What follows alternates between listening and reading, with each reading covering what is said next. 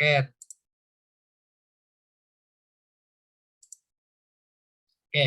Jadi untuk materi sekarang itu tentang wilayah dan pusat pertumbuhan, teman-teman.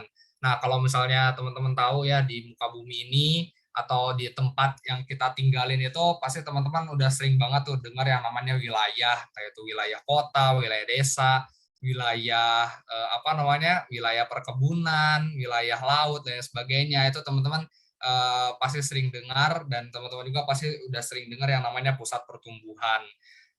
Kenapa sih kok namanya wilayah, terus apa aja komponen yang ada di wilayah-wilayah, terus juga apa aja sih pusat pertumbuhan. Nah, hari ini bakal kita ulik, hari ini bakal kita bahas ya, teman-teman. Oke, nah sebelum lebih lanjutnya sebelum secara teoritisnya kayak gitu ya. Nah, di sini aku mau nantang nih teman-teman semua, kira-kira ada yang berani nggak nih buat jelasin atau buat ceritain apa sih itu wilayah? Nah, kalau ada yang mau boleh nih langsung on mic aja teman-teman.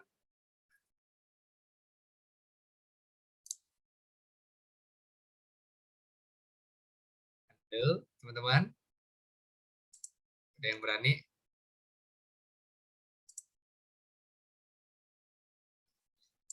Yo, apa coba wilayah?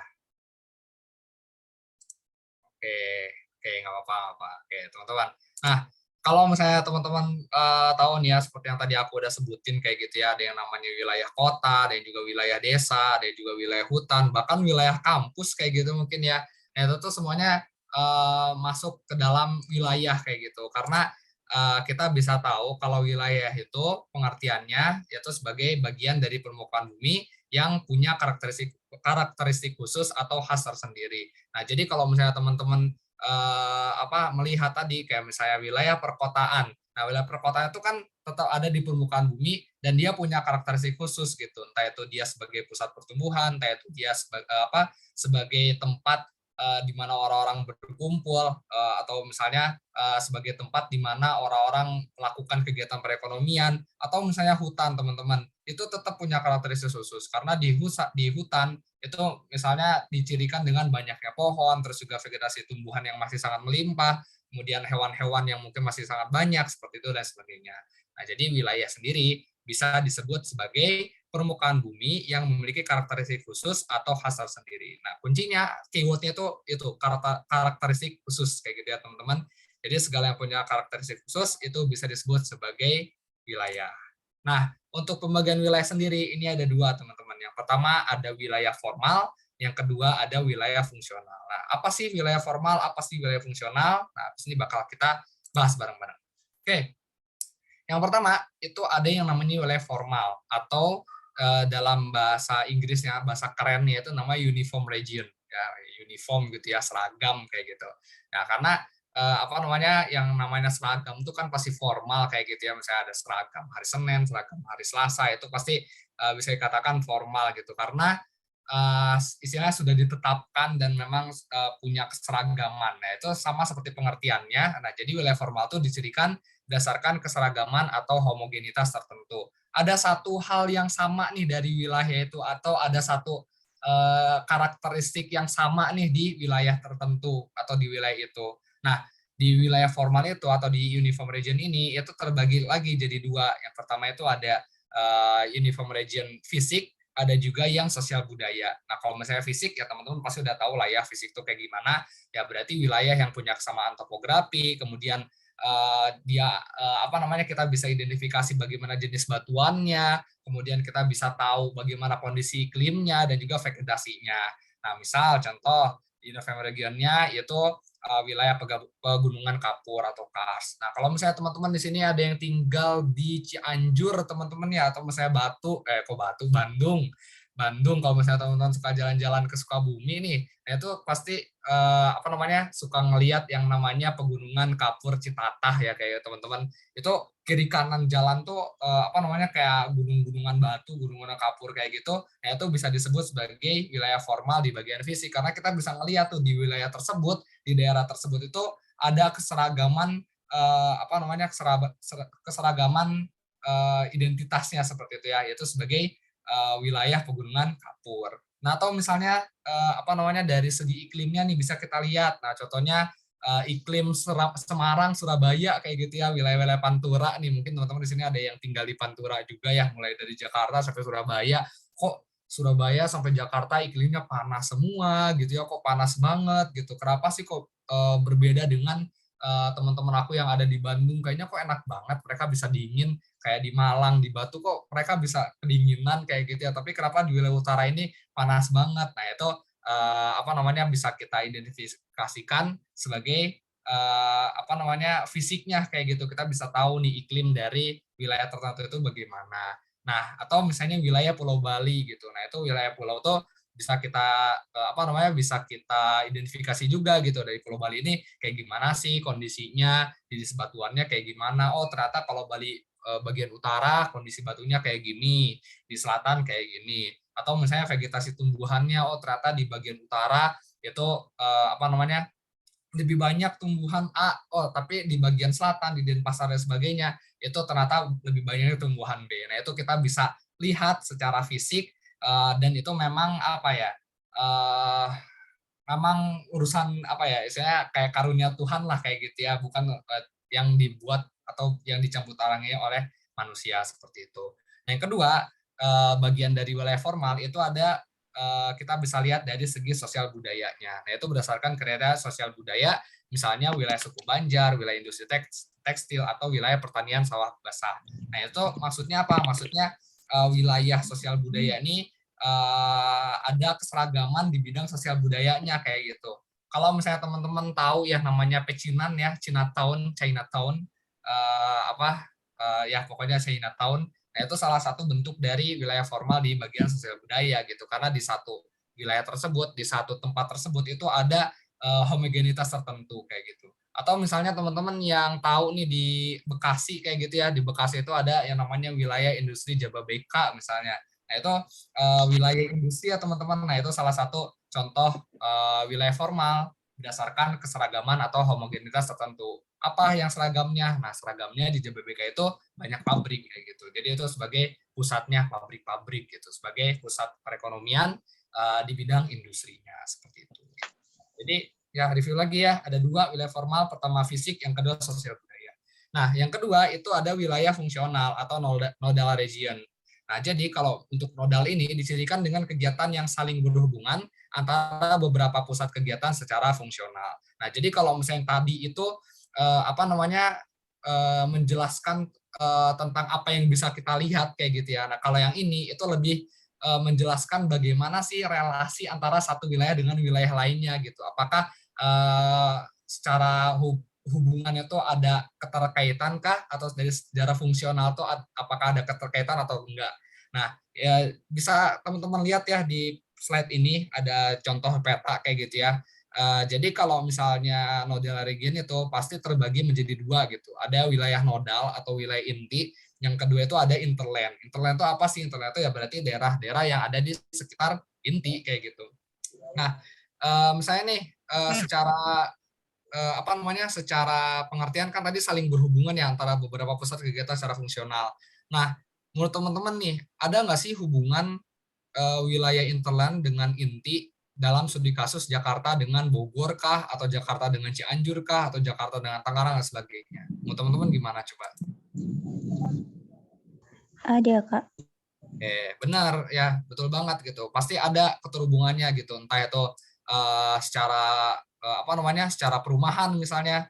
Contoh nih banyak banget apa namanya orang Jakarta yang tinggal di Bogor misalnya, atau banyak banget orang Jakarta yang tinggal di Tangerang. Nah, dan mereka ini pasti ada apa ya, ada keterkaitannya kayak gitu. Orang-orang Bogor mobilitas tinggi ke Jakarta, kemudian orang Jakarta itu misalnya karena pusat produksinya di Jakarta, pusat perekonomian Jakarta, nah itu punya apa namanya punya manfaat juga gitu. Dia bakal menyalurkan produk-produk ke daerah lainnya yang disebut interland kayak gitu. Nah, jadi untuk nodal region ini intinya memperlihatkan mengenai keterkaitan lah kayak gitu ya.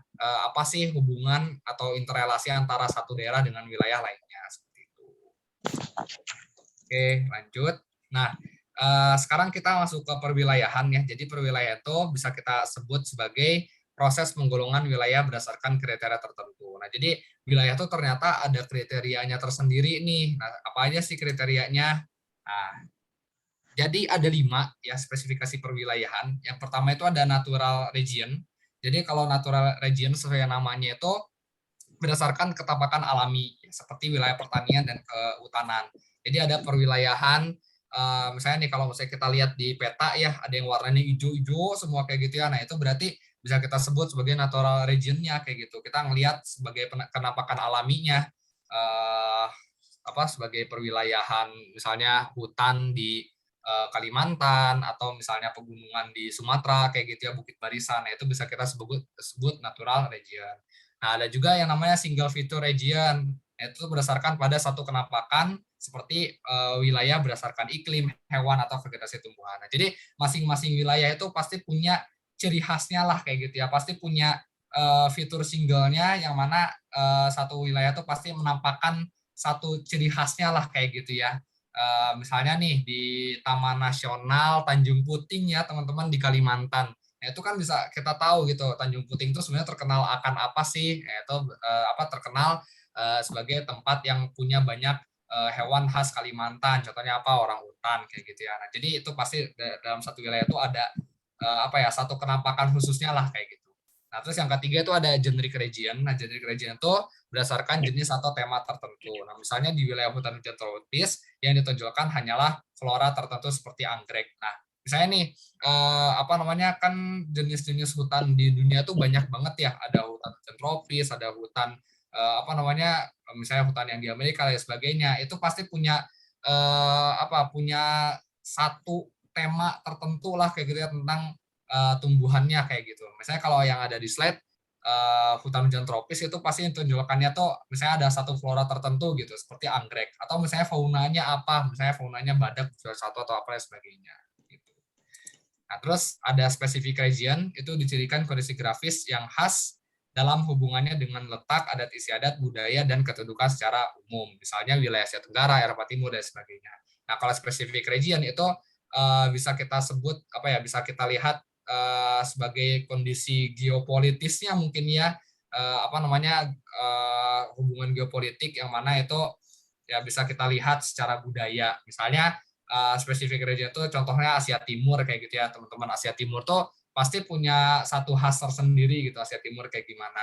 Nah terus Amerika Utara kayak gitu ya, nah itu pasti ada hubungannya tuh antara adat istiadat dan budayanya itu pasti bakal sama kayak gitu. Ataupun Asia Tenggara nih, Asia Tenggara kan walaupun misalnya dari segi bahasa itu beda-beda, dari segi warna kulit mungkin ada yang berbeda, tapi dari segi kebiasaan adat istiadat itu pasti ada hal yang sama kayak gitu, nggak jauh-jauh beda lah. Itu bisa kita sebut sebagai spesifik region. Yang terakhir itu ada faktor analisis region, yaitu berdasarkan metode statistik deskriptif atau dengan metode statistik analitik. Nah, jadi intinya kalau faktor analisis itu perwilayahan yang dispesifikasikan setelah kita tahu tahu itu harus dispesifikasikan itu berdasarkan penelitian yang sudah dilakukan gitu.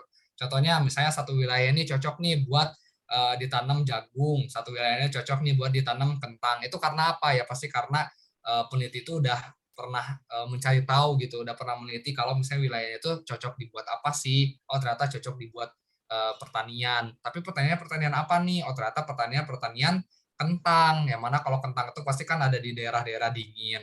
Nah tapi misalnya ada di dataran rendah. Terus daerahnya cenderung basah dan sebagainya. Ini cocoknya buat apa nih? Wah cocoknya ternyata buat sawah kayak gitu. Jadi faktor analisis itu intinya sudah dianalisis kayak gitu tempat ini cocoknya untuk apa dan pasti wilayahnya itu digunakan untuk hal-hal bersifat produktif kayak gitu. Jadi pasti menghasilkan ya entah itu perkebunan, pertanian dan sebagainya. Nah, selanjutnya kita bakal bahas nih tentang pusat pertumbuhan. Oh ya, tapi sebelum lebih jauh nih, mungkin dari teman-teman ada yang mau ditanyain dulu nggak tentang wilayah dan perwilayahan? Kalau ada boleh langsung on mic aja ya teman-teman, soalnya aku nggak bisa ngeliat.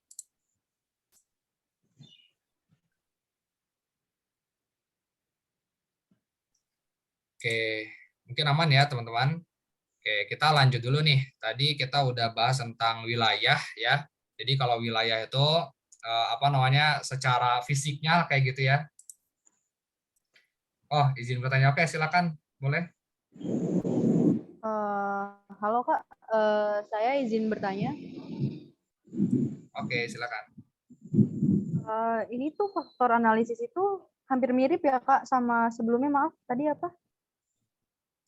Specific region atau yang mana? Bukan, sebelum slide sebelumnya.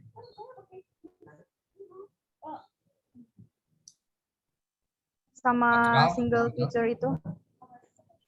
Oh, oke. Ya, maksudnya kan berdasarkan pada suatu ketetapan seperti wilayah berdasarkan iklim, hewan, atau vegetasi tumbuhan. Maksudnya kalau misalkan untuk lebih spesifik yang apa ya, kita bisa ngebedain secara lebih spesifiknya lagi apa ya Kak? Oke.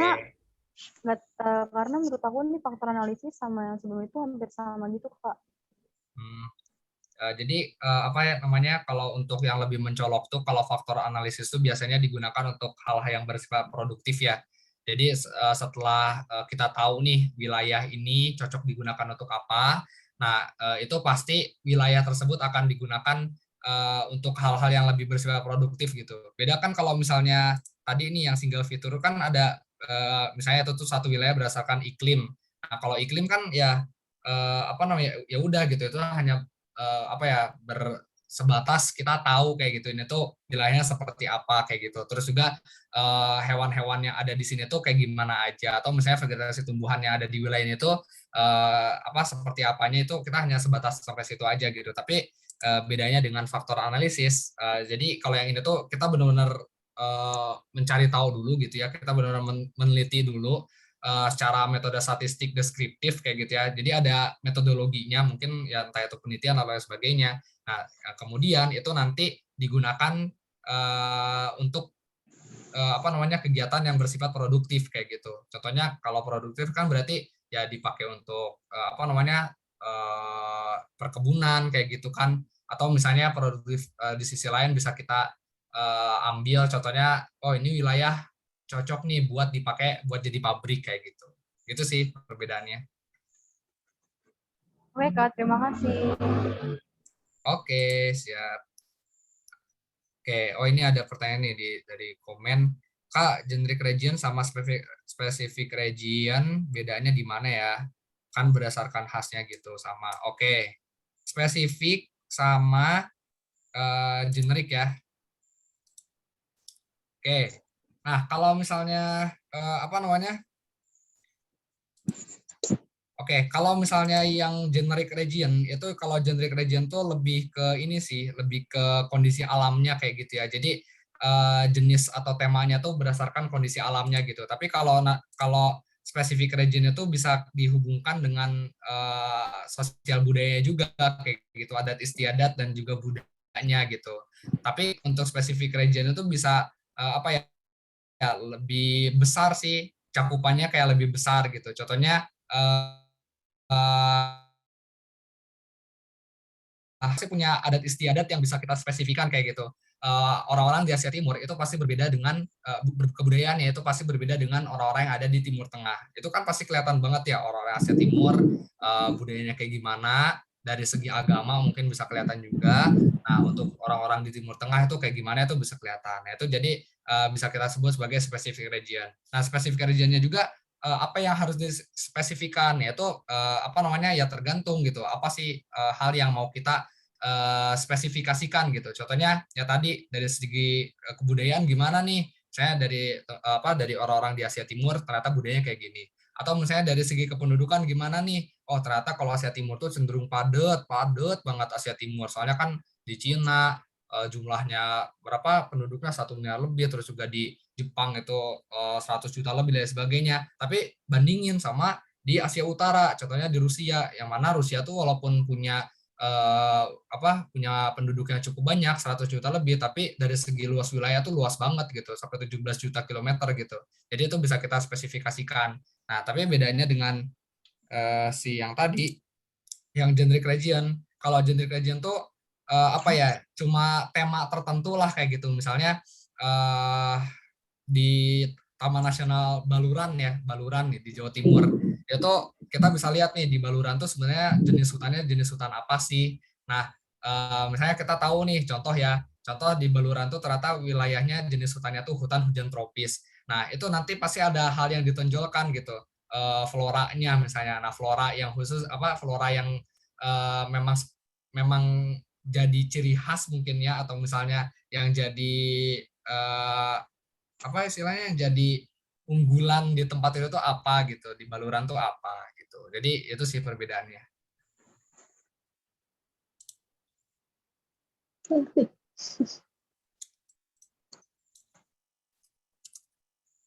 Oke, aman teman-teman?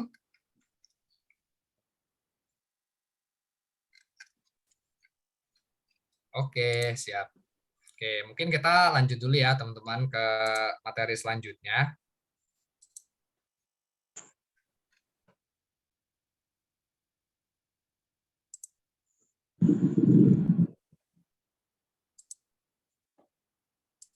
Oke, apa namanya?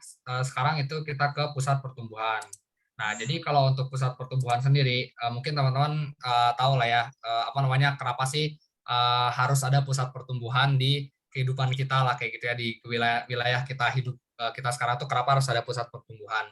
Eh, Mungkin kita langsung bahas sih ke beberapa jenis pusat pertumbuhan, atau pusat pertumbuhan itu bisa diklasifikasikan dalam beberapa hal kayak gitu ya teman-teman. Nah, jadi untuk teori pertama dari pusat pertumbuhan itu ada yang namanya teori kutub pertumbuhan. Nah, kutub pertumbuhan itu ditemukan atau diciptakan ya, atau dikemukakan oleh ilmuwan geografi namanya Francois Perroux itu pada tahun 1955. Dia tuh menyatakan bahwa pertumbuhan dan pembangunan di setiap wilayah itu tidak terjadi secara bersamaan. Nah, maksudnya apa sih? Maksudnya uh, apa? Ada uh, ada step-step yang terjadi gitu di satu wilayah tersebut untuk bisa merasakan pertumbuhan dan juga untuk bisa melaksanakan pembangunan. Nah, kalau misalnya ngelihat di gambar yang ada di sebelah kiri, itu bisa kita lihat kayak gitu.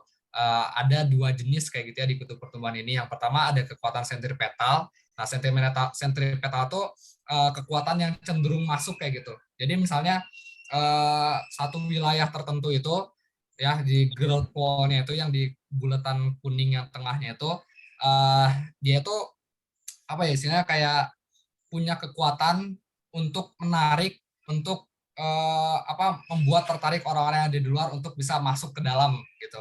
Atau misalnya pertumbuhan yang terjadi itu bisa tertarik ke dalam si growth pole tersebut gitu. Nah, jadi uh, intinya gini, kalau growth pole itu contohnya teman-teman tahu ada yang namanya kawasan ekonomi khusus ya, kayak gitu, KEK ya, KEK. Nah, KEK itu bisa kita klasifikasikan juga sebagai growth pole yang punya kekuatan sentripetal. Karena pemerintah itu memang sengaja untuk membuat titik-titik tertentu di wilayah Indonesia supaya si titik itu atau si wilayah tersebut tuh bisa menarik perhatian wilayah yang ada di sekitarnya gitu. Alias mereka tuh bisa merangsang pertumbuhan, tapi mereka yang ada di sekitarnya tuh supaya berkumpul dulu ke pusat pertumbuhannya kayak gitu. Ya, jadi itu kata kuncinya untuk sentripetal tuh pertumbuhannya tuh cenderung masuk, cenderung terpusat, cenderung menarik dan juga berpindah penduduk ke pusat industri.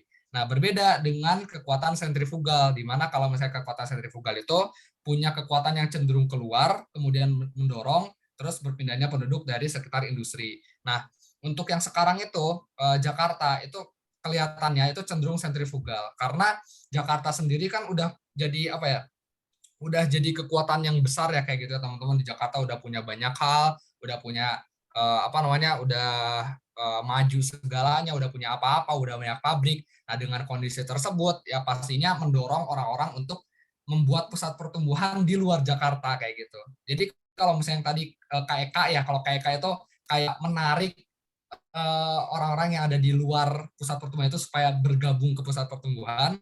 Nah, beda lagi kalau sentrifugal itu yang udah ada di pusat pertumbuhan itu kayak menyebarkan pengaruhnya lagi keluar gitu. Jadi kayak apa yang ada di dalam itu bukan dikeluarkan ya istilahnya ya, ditularkanlah ke daerah-daerah lain kayak gitu. Ya, itu kayak yang paling bawah itu kan berpindahnya penduduk dari sekitar industri. Nah, jadi kalau sentripetal mah orang-orang luar itu pindah ke pusat industrinya, tapi kalau misalnya sentrifugal itu orang-orang yang udah di industri itu pindah ke luar industri atau ke sekitar industri. Untuk apa? Untuk mengembangkan pertumbuhan baru kayak gitu, teman-teman. Nah, ada juga yang kedua itu ada trickle down teori. Trickle down itu jadi kayak apa ya? Teori tetesan air kayak gitu ya, teman-teman, dari atas ke bawah kayak gitu. Nah, itu dikemukakan oleh Hirschman pada tahun 59. Pembangunan bisa terfokus pada sektor penting saja dengan harapan dapat mensimulasi sektor lainnya. Nah, kalau misalnya teman-teman lihat di gambar itu secara ekspektasi ya, kayak sektor industri ini gelas atas. Jadi gelas yang paling atas tuh bisa kita sebut atau bisa kita anggap sebagai sektor industri. Ekspektasinya dari trickle down teori ini, mereka tuh bisa selalu memberi dana ke wilayah-wilayah lainnya atau ke masyarakat yang ada di bawahnya dengan harapan mereka tuh bisa sejahtera kayak gitu. Orang-orang yang ada di sekitar wilayah industri itu bisa sejahtera, bisa ikut maju kayak gitu. Tapi realitanya yang sekarang terjadi itu banyak pusat pertumbuhan industri atau misalnya sektor industri alias si gelas paling atas itu tuh nggak menyebarkan manfaatnya ke orang-orang yang ada di bawahnya kayak gitu, nggak menyebarkan manfaat ke orang-orang yang ada di sekitar wilayah industri tersebut gitu. Nah, jadi bisa kita sebut juga kalau trickle down teori itu sebenarnya belum berjalan efektif ya untuk saat ini, apalagi di Indonesia yang mana banyak sekali sektor industri yang yang maju tuh hanya untuk dirinya sendiri kayak gitu. Yang maju tuh untuk bukan memperkaya ya, untuk mendanai sektor dirinya sendiri gitu. Tapi untuk sektor-sektor lainnya, untuk masyarakat atau untuk UMKM itu tidak terdanai kayak gitu. Nah, itu banyak sekali terjadi kayak gitu. Saya kayak di tempatku ya di Sukabumi kayak gitu. Itu ada tuh satu pabrik besar, pabrik semen. Harapannya tuh bisa jadi trickle down teori kayak gitu. Ada satu sektor industri yang terbangun di sana itu bisa membangkitkan sektor-sektor yang lainnya kayak gitu. Bisa meneteskan air ke sektor-sektor yang ada di bawah gitu. Tapi kan nyatanya enggak, nyatanya malah yang ada di bawahnya itu tidak sejahtera sama sekali kayak gitu, teman-teman. Nah, terus ada juga polarisasi ekonomi. Nah, kalau polarisasi ekonomi itu bisa kita sebut kota ini punya daya magnetis yang cukup tinggi ke wilayah-wilayah yang ada di sekitarnya kayak gitu. Nah, mungkin bisa kita sebut sebagai proses urbanisasi juga, teman-teman ya. Jadi kayak misalnya orang-orang yang ada di desa itu segala pusat kegiatan ekonominya itu terpusatkan ke kota kayak gitu. Jadi kota itu ibaratkan seperti magnet. Nah, itu bisa kita sebut sebagai teori polarisasi ekonomi. Yang terakhir itu ada teori tempat sentral atau central place teori. Nah, itu teori yang paling banyak dibahas gitu, teman-teman. Atau mungkin nanti di UTBK juga ada ada pertanyaannya, dan juga memang ini teori yang punya banyak turunannya gitu, teman-teman.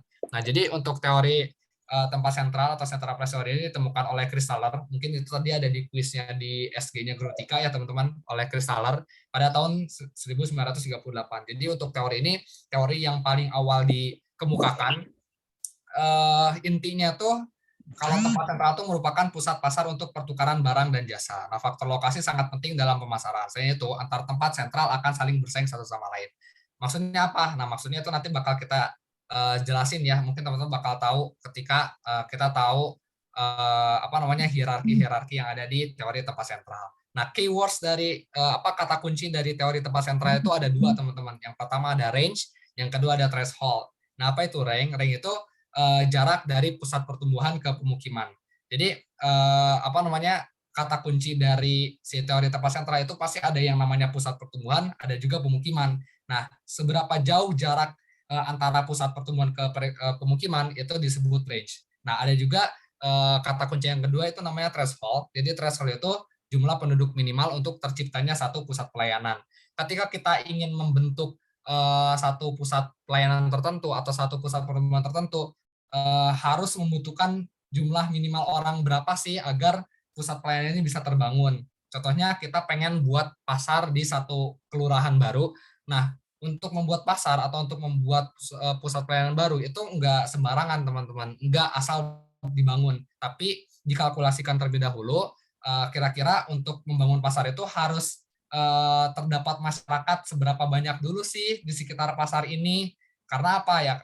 Karena untuk membangun pasar itu pasti bakal diperhitungkan juga gitu. Apakah nanti pasar ini bakal banyak yang datang atau pasar ini tuh lebih sedikit gitu pengunjungnya dibanding pasar-pasar yang ada di sekitarnya gitu. Nah, jadi untuk teori tempat sentra itu membutuhkan threshold gitu, jumlah penduduk minimal untuk terciptanya suatu pusat pelayanan. Nah, kita lanjut nih ke masalah hierarkinya ya. Jadi untuk hierarki di pusat di teori tempat sentra itu ada 3. Ada hierarki K3, ada K4 sama K7, teman-teman. Nah, yang pertama itu ada K3. Kenapa sih K3? K3 itu jadi asalnya tuh dari rumus yang ada di sini ya, teman-teman. Rumus yang ada di sini. Jadi rumusnya itu memang kalau dari sananya itu kayak K 6, terus juga 6 1/3 plus 1. Nah, untuk 1/3 itu eh, identik dengan hierarki yang lagi kita bahas sekarang gitu, hierarki K3. Nah, jadi kan kalau misalnya 6 kali 1/3 tambah 1 itu bakal menghasilkan 3 ya kayak gitu, teman-teman. Nah, maksudnya apa sih? Nah, hierarki K3 itu disebut sebagai kondisi pasar optimum. Artinya, satu pasar sebagai pusat pertumbuhan itu punya pengaruh bagi sepertiga bagian di wilayah sekitarnya. Oh ya, satu hal yang lupa dibahas ya. Jadi untuk teori tempat sentra itu punya karakteristik atau punya satu ciri khas di mana si kristaller itu mengidentifikasikan wilayah berdasarkan bentuk heksagon, teman-teman, atau bentuk segi 6 kayak gitu ya. Nah, kenapa sih segi 6? Kenapa nggak bulat kayak gitu ya, teman-teman? Nah, karena kalau segi 6 itu eh, istilahnya kayak pasti antara satu satu wilayah dengan wilayah lainnya tuh bakal selalu berdempetan gitu, teman-teman. Nggak ada wilayah yang kosong, nggak ada wilayah yang tidak terlayani lah kayak gitu di teori tempat sentral ini. Nah, karena bentuknya heksagon ya, jadi satu wilayah itu bisa kita lihat kayak gini bentukannya.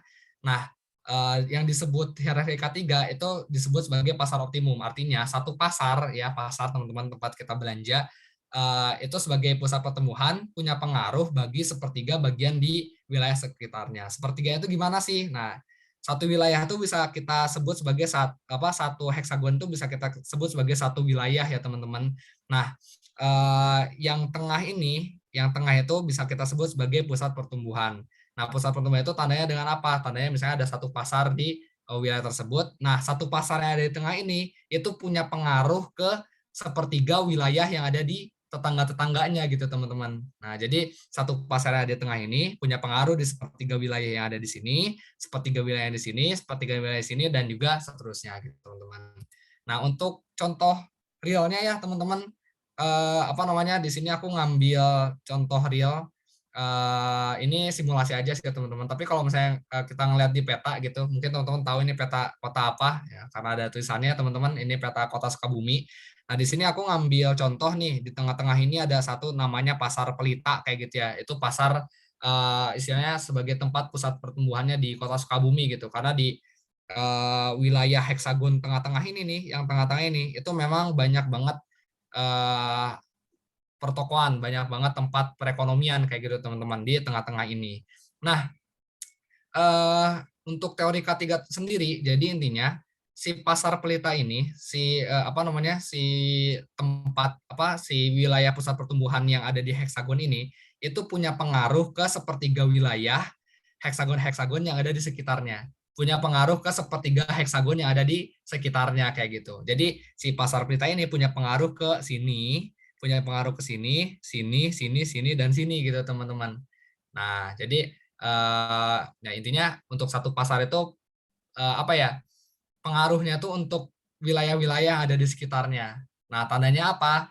Tandanya memang dalam satu daerah atau dalam satu wilayah yang artian luas itu butuh banyak pasar kayak gitu, butuh lebih banyak pasar karena pasar-pasar ini untuk menunjang kebutuhan masyarakat yang lebih besar lagi. Ya, bayangin kalau misalnya di dalam satu wilayah yang cukup besar itu cuma punya satu pasar, teman-teman. Itu pasti bakal terjadi rebutan antara masyarakat gitu kan, atau misalnya beberapa kebutuhan yang nggak bisa tercukupi. Karena kan kalau pasar itu isinya sebagai pusat ya, sebagai pusat perdagangan orang kayak gitu ya. Bukan perdagangan orang sih, pusat perdagangan yang dilakukan oleh orang kayak gitu, teman-teman. Nah, jadi kalau misalnya pasar yang ada di satu wilayah itu cuma sedikit, itu pasti bakal kacau juga gitu, karena nggak mungkin pasar itu jumlahnya sedikit. Pasar itu jumlahnya harus banyak kayak gitu, teman-teman, karena itu menyangkut pada kebutuhan dari masing-masing orang, masing-masing masyarakat. Nah, Berbeda dengan hierarki K3, ya, kalau hierarki K4 itu bisa kita sebut sebagai kondisi transportasi optimum, yang artinya satu fasilitas transportasi sebagai pusat pertumbuhan itu punya pengaruh bagi setengah bagian di wilayah sekitarnya, ya. Jadi kalau misalnya kita ngelihat nih di contoh aslinya kayak gitu ya, di sini aku tetap ngambil di wilayah Kota Sukabumi ya. Jadi ada yang namanya terminal di Kota Sukabumi. Nah, terminal tuh pas banget di tengah-tengah si segi 6 yang aku gambar kayak gitu. Nah, si terminal itu pasti punya pengaruh ke setengah wilayah yang ada di sekitarnya kayak gitu, teman-teman.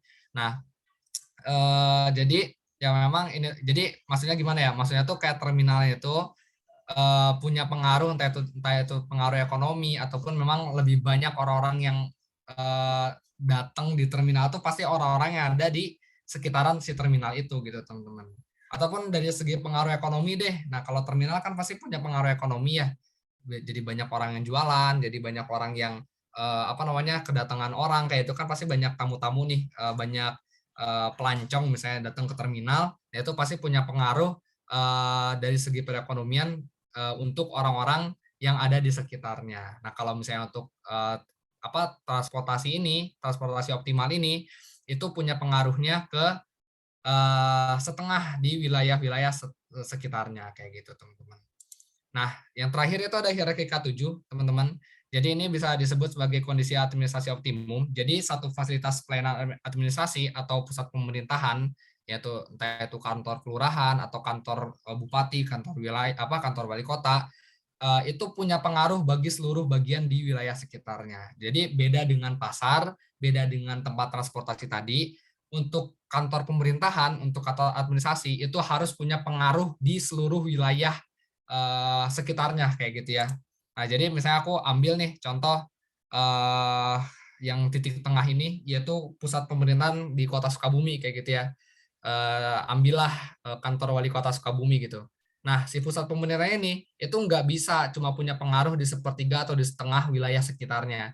Tapi untuk si kantor wali kota ini harus punya pengaruh di semua wilayah yang ada di sekitarnya. Ataupun kalau misalnya dalam lingkup wali kota pasti itu harusnya punya pengaruh di seluruh kota ya kayak gitu ya, teman-teman. Ataupun misalnya di kantor kelurahan itu pasti harus punya pengaruh di seluruh wilayah kelurahannya gitu, teman-teman. Nah, makanya kenapa kebanyakan kantor pemerintahan, pusat pemerintahan itu pasti ada di tengah-tengah gitu, teman-teman. Karena di tengah-tengah satu wilayah ya, misalnya kantor wali kota Malang itu pasti ada di titik tengah kota Malang kayak gitu. Karena kantor wali kota Malang atau misalnya kantor-kantor dinas yang ada di Malang itu harus mencakup kebermanfaatannya atau pengaruhannya untuk seluruh wilayah kota Malang gitu, teman-teman. Bayangin kalau misalnya kantor dinas tertentu atau misalnya kantor pusat pemerintah tertentu itu ada di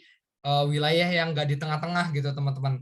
Itu titiknya tuh misalnya ada di ujung. Nah, itu kasihan orang-orang yang ada di ujung belah sana untuk bisa menjangkau ke ujung lainnya gitu, teman-teman. Nah, jadi untuk supaya semuanya optimal, supaya semuanya bisa berjalan dengan baik, lebih baik itu memang pusat pemerintahan atau kantor kota yang sifatnya administratif itu harus berada di tengah tengah wilayah kayak gitu, teman-teman.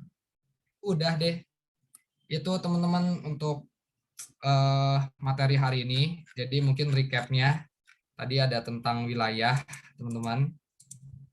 Ini wilayah, terus juga ada kewilayahan, sama kita juga tadi bahas tentang pusat pertumbuhan.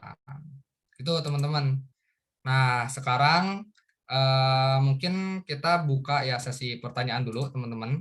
Bagi teman-teman yang mau bertanya, dipersilakan ya. Boleh langsung on mic aja. Oh, atau ini lewat kolom komen ya. Kak, teori tempat sentral sama sentripeta bedanya di mana ya, Kak? Kan sama-sama jadi pusat buat narik orang. Oke. Kalau misalnya untuk sentripetal tuh gini sih. Jadi teori ini tuh memang diciptain sama orang berbeda. Jadi intinya kalau perbedaan teori itu tandanya perbedaan perspektif gitu, teman-teman. Kalau misalnya disebut apa bedanya, ya mungkin bisa disebut sama ya kayak gitu, teman-teman. Tapi untuk sentripetal sendiri itu dia lebih menjelaskan kalau misalnya apa namanya, satu wilayah itu jadi pusat, apa ya, satu wilayah itu menarik perhatian wilayah-wilayah sekitarnya kayak gitu. Nah, tapi kalau untuk misalnya teori tempat sentral itu tuh kayak pengklasifikasiannya aja gitu, pengklasifikasian bahwa satu pusat pertumbuhan itu punya kebermanfaatan di mana aja sih gitu. Satu pusat wilayah itu berpengaruh sampai mana aja sih gitu. Jadi intinya gitu sih teman-teman. Kalau misalnya teori sentripetal tadi memperlihatkan kepada kita gitu kalau misalnya satu pusat pertumbuhan itu punya bisa menarik perhatian, bisa menarik atensi dari wilayah-wilayah sekitarnya. Nah, tapi kalau misalnya teori tempat sentral itu mereka hanya sekadar mengklasifikasikan kayak gitu, mengklasifikasikan satu pusat pertumbuhan ini punya pengaruh ke mana aja gitu. Nah, kalau misalnya tadi pasar, berarti itu punya pengaruh ke sepertiga wilayah sekitarnya. Kalau misalnya tempat transportasi itu punya pengaruh ke seperempat wilayah, setengah wilayah sekitarnya. Tapi kalau misalnya untuk pusat pemerintahan itu punya pengaruh ke semua wilayah yang ada di sekitarnya kayak gitu. Ya. Oke. Oh ya. Oke, mungkin lanjut nih, ada pertanyaan kedua dari siapa ini? Courtney Love. Silakan. Kak, izin bertanya. Itu